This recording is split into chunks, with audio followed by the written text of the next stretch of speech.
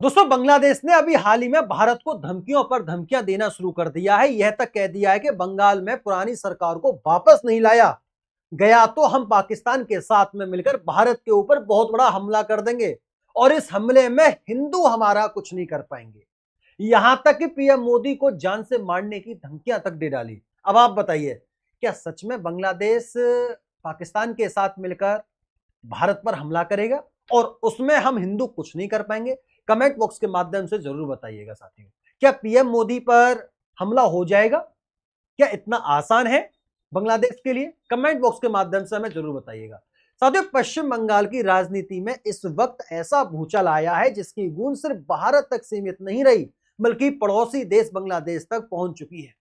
बंगाल की सत्ता बदलते ही जिस तरह से ढाका में बैठकर बयानबाजी शुरू हुई, उसने पूरे दक्षिण एशिया की राजनीति को गरमा दिया है।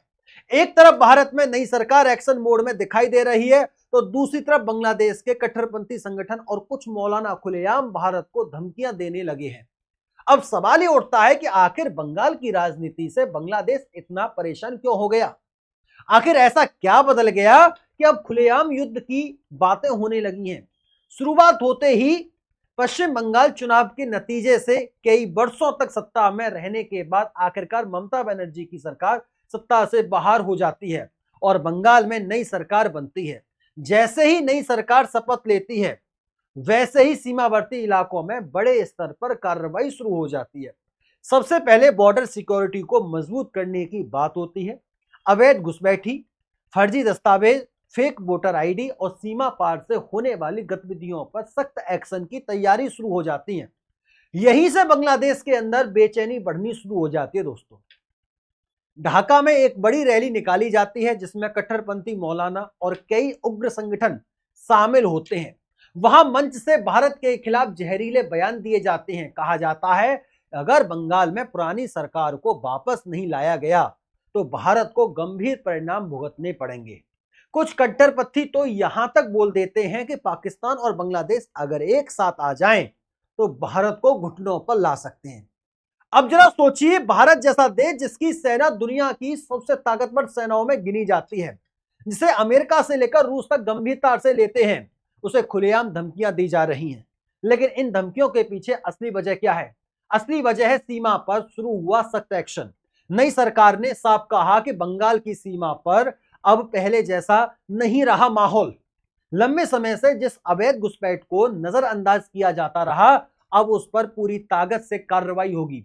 सीमा पर फेंसिंग तेजी की जाएगी, वीएसएफ को ज्यादा अधिकार दिए जाएंगे और जो लोग अवैध रूप से भारत में रह रहे हैं उनकी पहचान करके कार्रवाई की जाएगी। दोस्तों, यही वो बात है जिसने बांग्लादेश के कट्टरपंथी संगठनों को सबसे ज्यादा परेशान कर रखा है, क्योंकि वर्षों से पश्चिम बंगाल की सीमा कई अवैध गतिविधियों का कारण का रास्ता बनी हुई थी। फेक करेंसी, ड्रग्स तस्करी, गौ तस्करी और कट्टरपंथी नेटवर्क की एंट्री को लेकर लगातार सवाल उठते आ रहे हैं। लेकिन अब पहली बार ऐसा दिखाई दे रहा है कि सीमा पर पूरी तरह शिकंजा कसने की तैयारी हो रही है। नई सरकार की तरफ से यह भी कहा गया है कि आने वाले कुछ ही हफ्तों में सीमा को इतना मजबूत बना दिया जाएगा कि कोई भी घुसपैठिया भारत में दाखिल नहीं हो पाएगा। इसके बाद बांग्लादेश के अंदर गुस्सा और ज्यादा बढ़ गया। कई कट्टरपंथी संगठनों ने इसे बांग्लादेश विरोधी कदम कहना शुरू कर दिया है। इसी बीच सोशल मीडिया पर भी भड़काऊ वीडियो वायरल होने लगे हैं। भारत के खिलाफ नारे लगाए जा रहे हैं। पीएम मोदी, असम के मुख्यमंत्री और बंगाल के नए नेतृत्व को लेकर धमकी भरे बयान सामने आने लगे हैं। कुछ लोगों ने तो यहां तक कह दिया है कि भारत को 24 घंटे का अल्टीमेटम दिया जाता है। हालांकि इन धमकियों का कोई आधिकारिक आधार नहीं है, लेकिन माहौल को भड़काने के लिए इन्हें बड़े स्तर पर फैलाया जा रहा है। अब यहां सबसे बड़ा सवाल उठता है कि क्या सिर्फ सरकार बदलने से इतना बड़ा तनाव पैदा हो सकता है? इसका जवाब है नहीं। इसके पीछे कई पुराने मुद्दे भी हैं। सबसे बड़ा मुद्दा है अवैध घुसपैठ और बदलती डेमोग्राफी का। साथियों, वर्षों से यह आरोप लगता आ रहा है कि सीमा पार से बड़ी संख्या में लोग बंगाल में आकर बसते रहे हैं। इससे स्थानीय लोगों को रोजगार, जमीन और सुरक्षा को लेकर चिंता बढ़ती गई।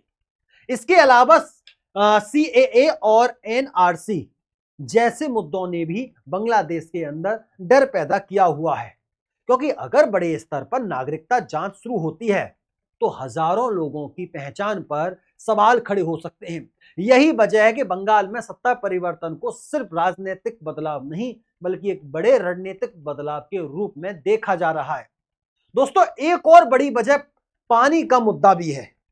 आने वाले समय में गंगा जल समझौते को लेकर भारत और बांग्लादेश के बीच नई बातचीत होनी है। बांग्लादेश को डर है कि अगर भारत सख्त रुख अपनाता है तो उसे पानी के मुद्दे पर भी दबाव झेलना पड़ सकता है।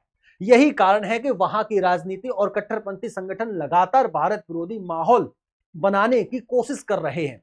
लेकिन कहानी यही खत्म नहीं होती दोस्तों, क्योंकि अब इसमें चीन और पाकिस्तान का एंगल भी जुड़ता दिखाई दे रहा है। आखिर क्यों बांग्लादेश लगातार चीन से हथियार खरीद रहा है? क्यों पाकिस्तान खुलकर बांग्लादेश के साथ नजदीकियां बढ़ा रहा है? और क्या वास्तव में भारत के खिलाफ कोई बड़ा गठबंधन तैयार हो रहा है? दोस्तों, अब सवाल ये उठता है कि आखिर बांग्लादेश के अंदर भारत विरोधी माहौल अचानक इतना ज्यादा आक्रामक क्यों होता दिखाई दे रहा है? क्या इसके पीछे सिर्फ पश्चिम बंगाल की राजनीति है या फिर कोई बहुत बड़ा अंतरराष्ट्रीय खेल खेला जा रहा है? क्योंकि अगर आप पिछले कुछ वर्षों की घटनाओं को ध्यान से देखेंगे तो पाएंगे कि दक्षिण एशिया में तेजी से एक नया समीकरण बनता हुआ दिखाई दे रहा है। सबसे पहले बात करते हैं चीन की। आप सभी जानते हैं कि चीन लंबे समय से भारत को चारों तरफ से घेरने की रणनीति पर काम कर रहा है। कभी पाकिस्तान के जरिए, कभी श्रीलंका के जरिए और अब बांग्लादेश के जरिए भी अपना प्रभाव बढ़ाने की कोशिश लगातार जारी कर रहा है। पिछले कुछ वर्षों में बांग्लादेश ने चीन से बड़े स्तर पर हथियार खरीदे हैं।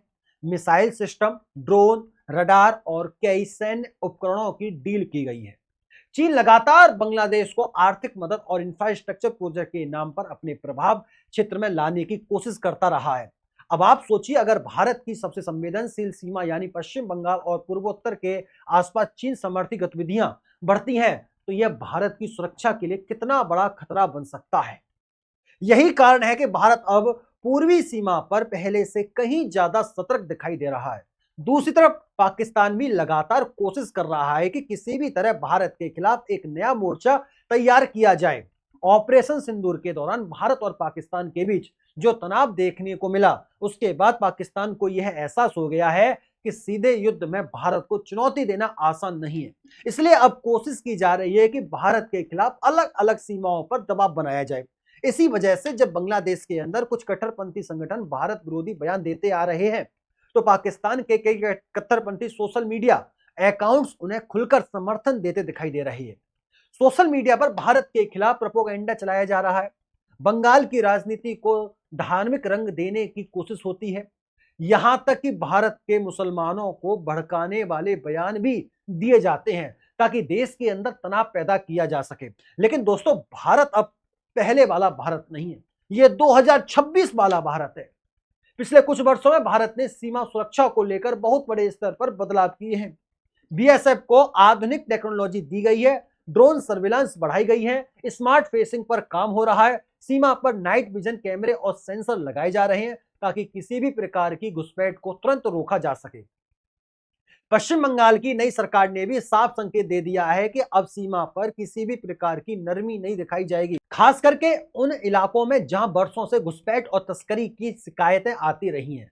यही वजह है कि बांग्लादेश के अंदर बैठे कट्टरपंथी संगठन लगातार भड़काऊ बयान देकर माहौल खराब करने की कोशिश कर रहे हैं।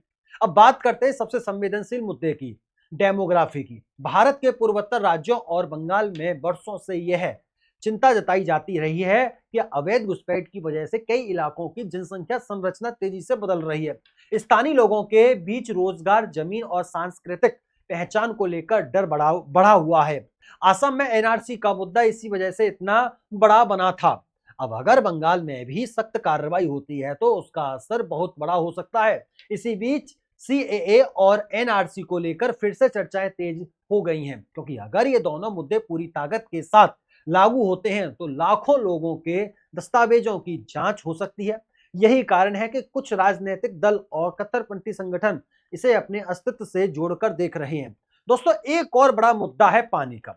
गंगा जल बंटवारे को लेकर भारत और बांग्लादेश के बीच वर्षों से समझौते होते आ रहे हैं, लेकिन आने वाले समय में जब नए समझौते की बात होगी तब भारत का रुख पहले से ज्यादा सख्त हो सकता है। बांग्लादेश को डर है कि अगर रिश्ते खराब होते गए तो पानी और व्यापार दोनों मामलों में उसे दबाव झेलना पड़ सकता है। अब जरा सोचिए, एक तरफ सीमा सील हो रही है, दूसरी तरफ अवैध घुसपैठ पर कार्रवाई हो रही है, तीसरी तरफ कट्टरपंथी नेटवर्क पर नजर रखी जा रही है और चौथी तरफ भारत अपनी सैन्य ताकत लगातार बढ़ा रहा है। ऐसे में बांग्लादेश कट्टरपंथी संगठनों की बेचैनी बढ़ना स्वाभाविक है। लेकिन यहां सबसे महत्वपूर्ण बात यह है कि भारत की लड़ाई किसी धर्म या आम जनता से नहीं है। भारत की लड़ाई उन ताकतों से है जो सीमा पर आतंकवाद, कट्टरपंथ और अवैध गतिविधियों को बढ़ावा देती हैं। भारत हमेशा से अच्छे पड़ोसी संबंधों की बात करता आया है, लेकिन अगर देश की सुरक्षा पर खतरा आता है तो भारत जवाब देने में भी पीछे नहीं होगा। आज पूरी दुनिया देख रही है कि भारत सिर्फ आर्थिक ताकत ही नहीं बल्कि रणनीतिक ताकत के रूप में भी तेजी से उभर रहा है।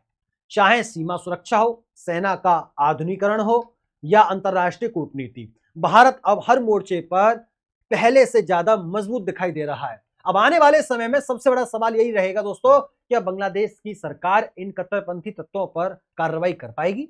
क्या भारत और बांग्लादेश के रिश्ते फिर से सामान्य हो पाएंगे या फिर दक्षिण एशिया में एक नया तनाव पैदा होने वाला है? बाकी आप इस पूरे मुद्दे पर क्या सोचते हैं? क्या भारत को और ज्यादा सख्त कदम उठाना चाहिए?